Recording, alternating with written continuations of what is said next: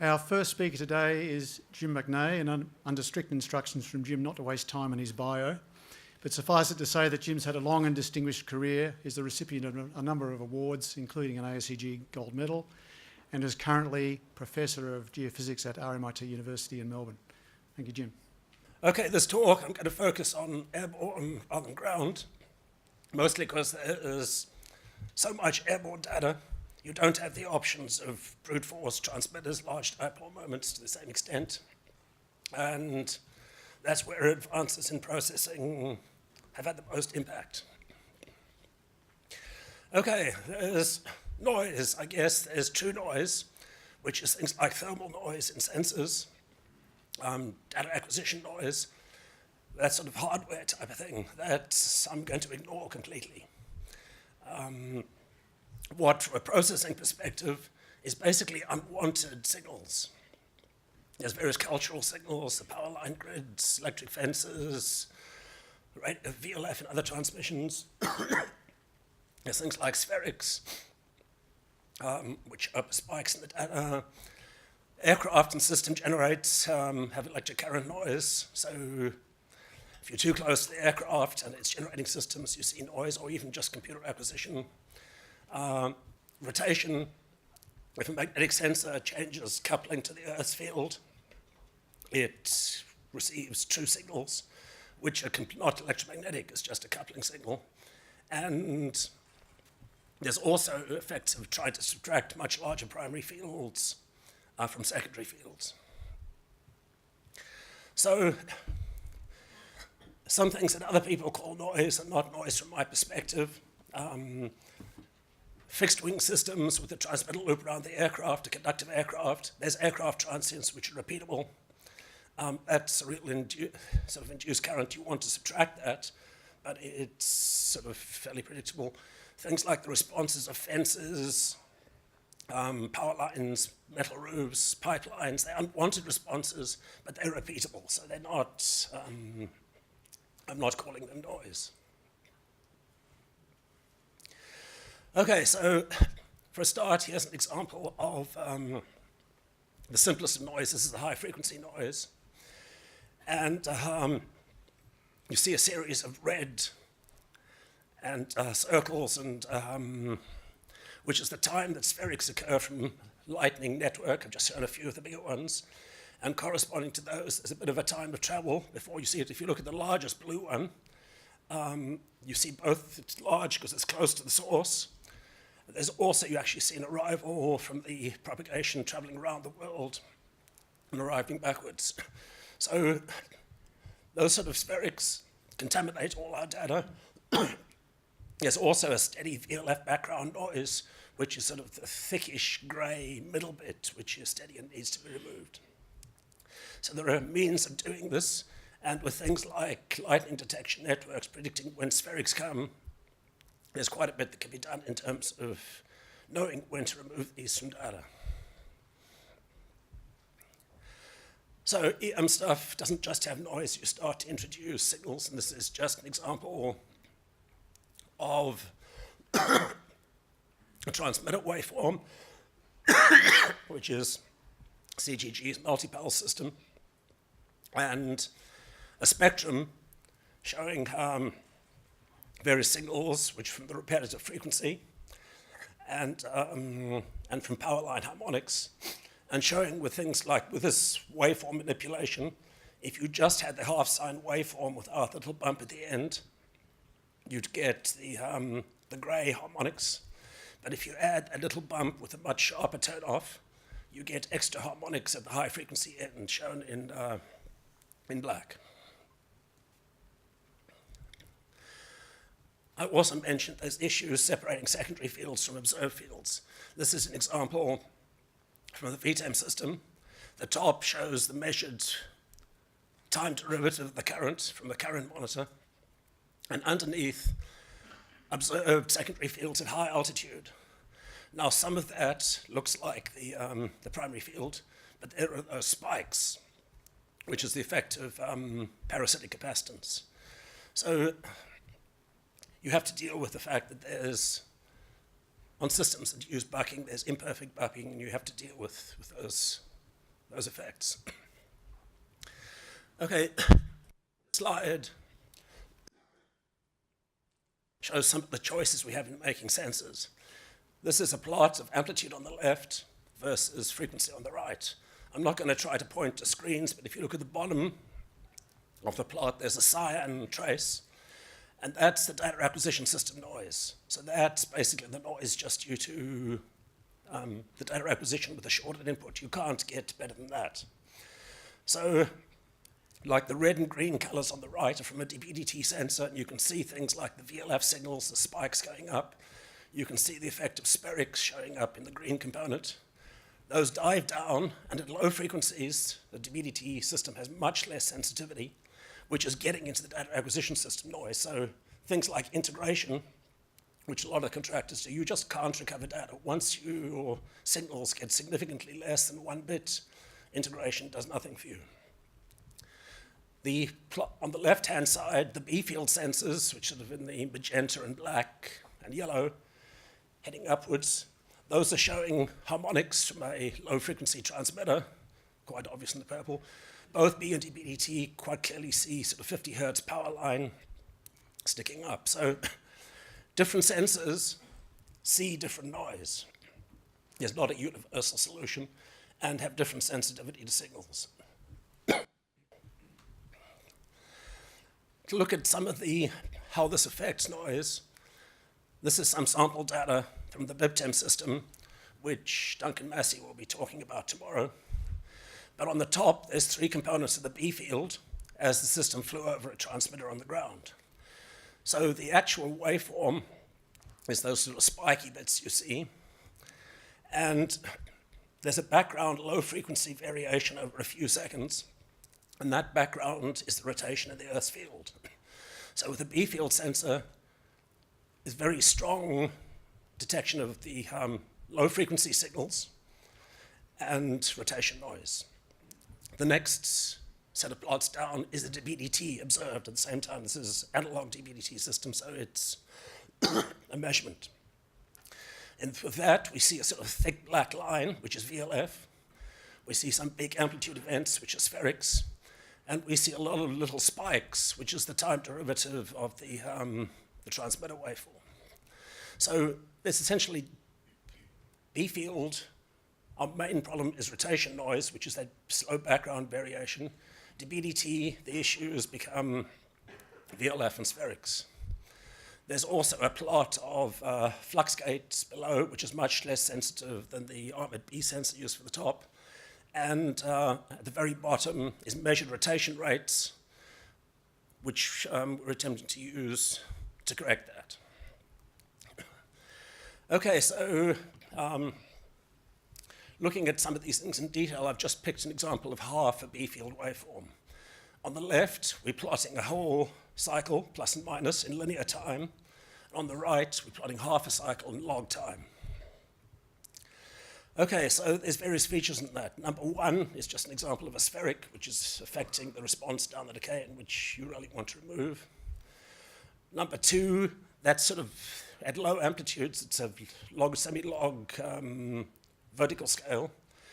2 is sort of the VLF hash running through it on the background of an EM decay. You can see that the general response is decaying towards 0. 3 is just the exponential turn on of the transmitter, and 4 is a fairly rapid turn off, which is enlarged in 5. What looks like taking no time at all on the linear time scale, if you blow up onto the log scale, you can actually see the turn off takes a couple of 100 microseconds. And as a result of that, that's just because of system bandwidth. Number 7 is where time 0 is. It's not when you actually try to switch the transmitter off, it's when your receiver sees it. So corrections for system bandwidth have to be taken into account. Other airborne systems have things like SkyTEM alternates between low and high moment systems. So for things like that, processing needs to do things like interpolate data when the other system. So the high moment system will cover several tens of meters, then the low moment system will be running for a bit. So in data processing like that, interpolation and prediction between things is necessary. And one of the other issues with multiple systems is that calibration becomes trickier. They both have to be calibrated to exactly the same standard, which you probably, if you've just got a single system, if you have a slight systematic error, you can deal with it. But it's more difficult when you've got two systems with different systematic areas in processing.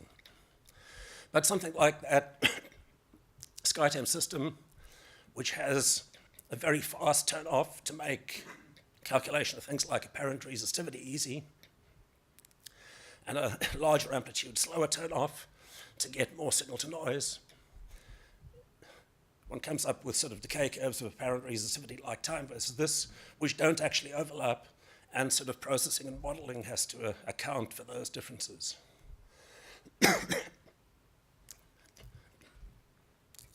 Usually, this is an interesting comparison of a dual moment system and a single moment system. In the red is a decay from the VTEM system, which is showing a decay from a deepish conductor in resistive terrain. You can see the decay is running from 20 microseconds to about 7 milliseconds on this. Curve A to the left is the SkyTEM low moment, for which the only two channels above noise are at less than 20 microseconds. After 20 microseconds, the system went just into pure noise. And the high moment didn't kick in until a few hundred microseconds, which is at point B. Point A. At the bottom right-hand corner, if that trace goes upwards. So there was a gap.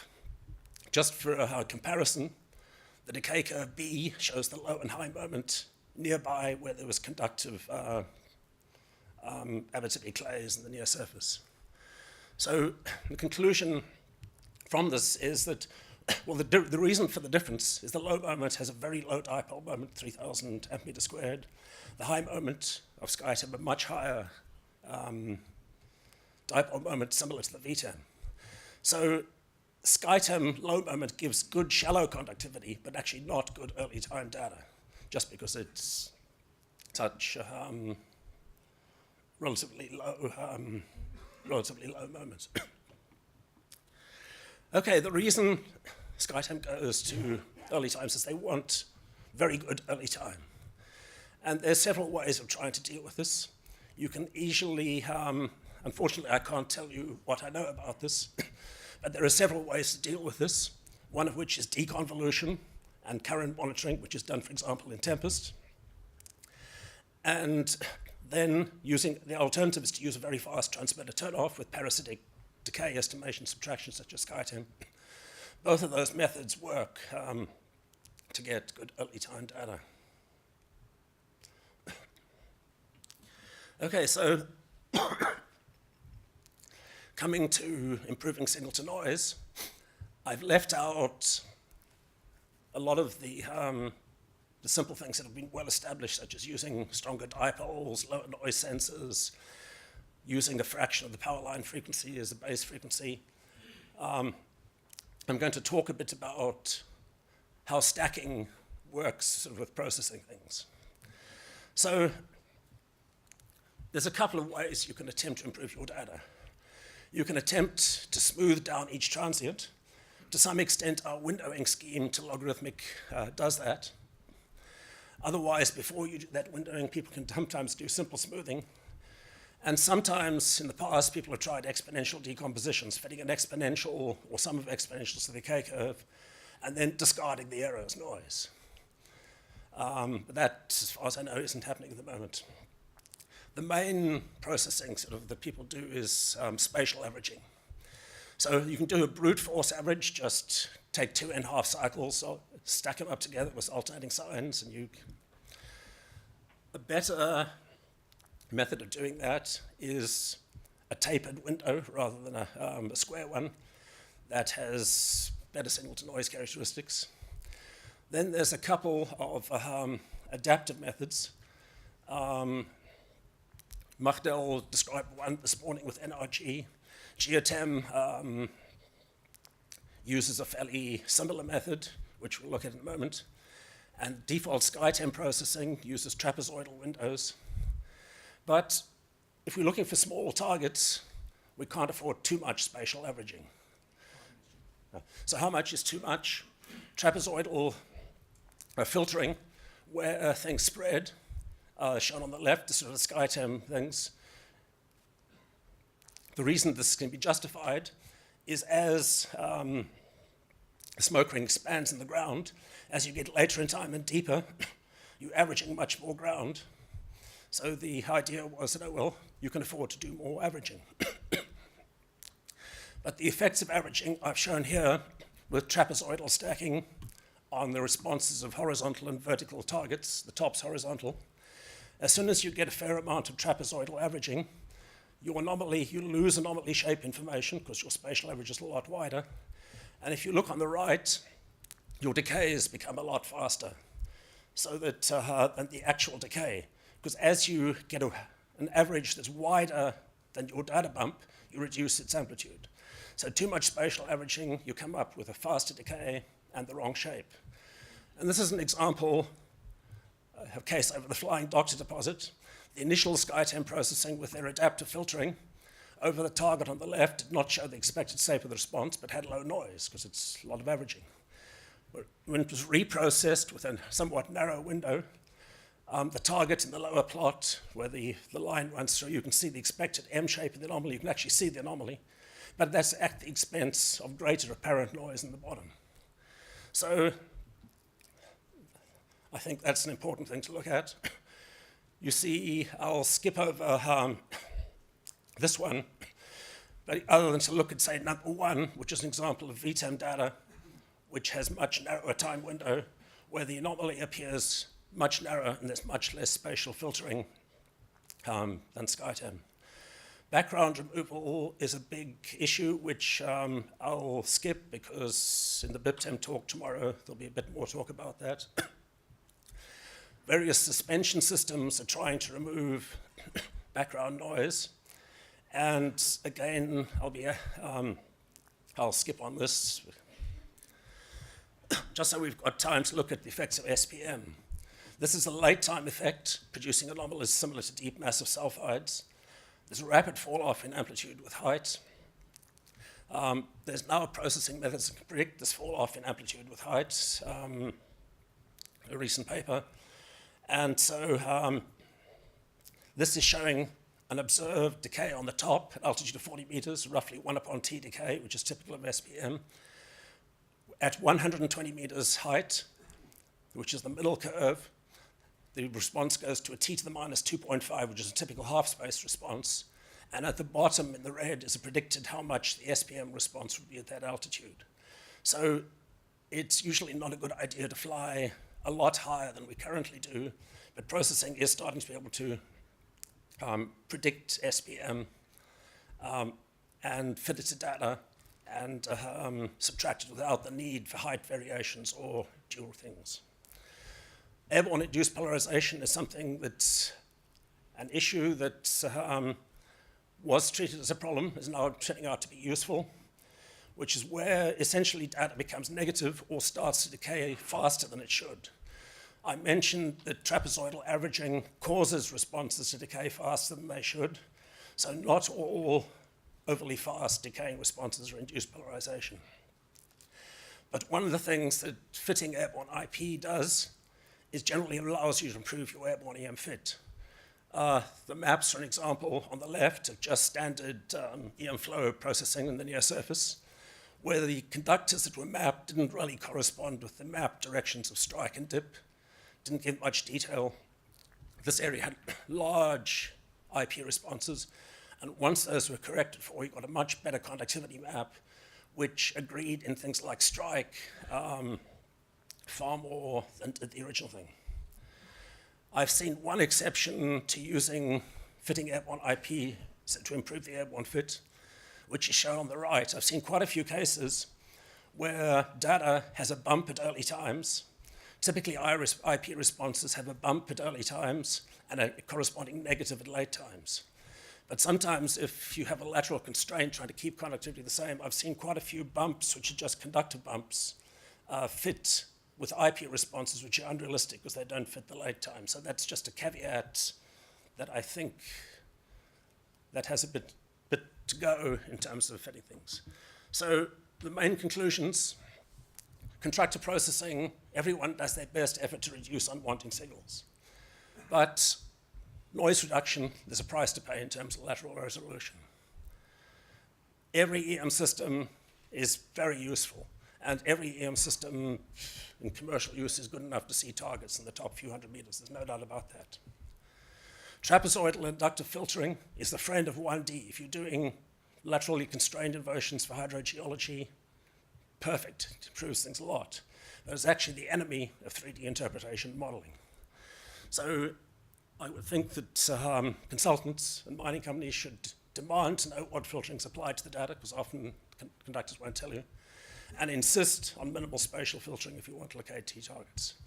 And finally, rotation noise is still a major unsolved problem, limiting the ability of Airborne EM to go to low frequencies. Thanks very much.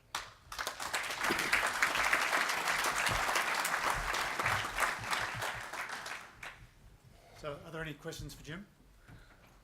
Don't know how everyone's processing is. It's not in the systems. I can't tell you. The ones I know, I'm not allowed to tell you, and the ones I don't know, I don't know. I think it should work. When it was first applied, they didn't have enough exponentials, so they threw out much of the data. And as a result, the 1D inversions completely failed. In other words, that they didn't keep enough of the data to fit layered Earths, even though it looked better and was cleaner. Yes, when you model it, Airborne IP is sensitive to a much higher frequency range of time constants than is ground IP. Ground IP typically use second periods. Airborne systems typically are have a base frequency 100 times greater. When you look at the electrochemistry, the time constant is largely controlled by grain size. So as a result, if a sulfides, Airborne IP is responding to very fine-grained sulfides, finer grains than pretty much all known economic sulfides. So what Airborne IP sees, although I don't have very good evidence of this yet, I've got some evidence, it sees alteration halos of fine-grained sulfides around deposits, around more sort of massive deposits. The other very common cause in the Arctic is just actually frozen water. The US Navy engineers' papers by Grimm and Stillman show unequivocally that almost all the causes of IP in Arctic environments is just directly proportional to porosity and the amount of frozen water in it. That's water. You have to have water silicate boundaries, and then it all works. Clays, I don't see much airborne that corresponds to clays, but I have seen some responding to fine-grained graphite, sort of black shales. But, okay.